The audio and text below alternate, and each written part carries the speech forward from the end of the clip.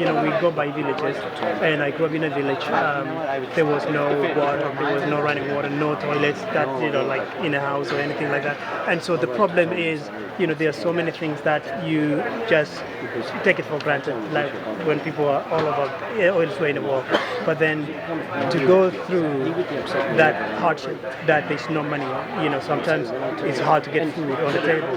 And then at the same time, you want to go to school, but you lack finances, and even sometimes the motivation to even do that. You don't see a reason because one of your friends drop out, and you think that's cool. I drop out and then look after the cows in the village.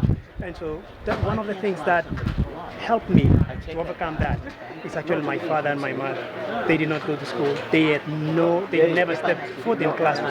And you know what they did? They told us, we don't want you guys to be like us.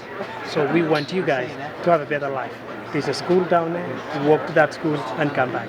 And that's what we did. And when I grew older, I realized actually the importance of education, because when somebody drops out, it gives me motivation to do what? To not be like even that person that dropped out. The same way my father told me, don't be like me.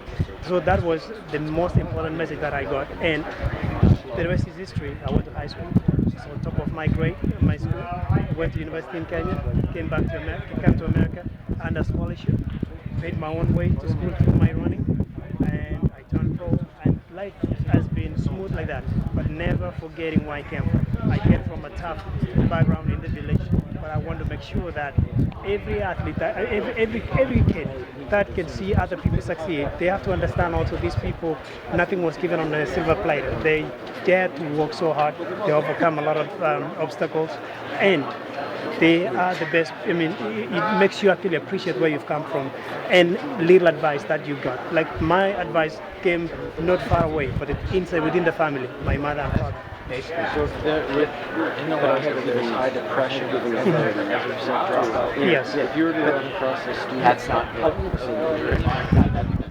What motivation or words of wisdom would you guys have? What I would tell them is, in life, there's always obstacles, but you know what? It's actually up to you to never go down that road where everybody goes through.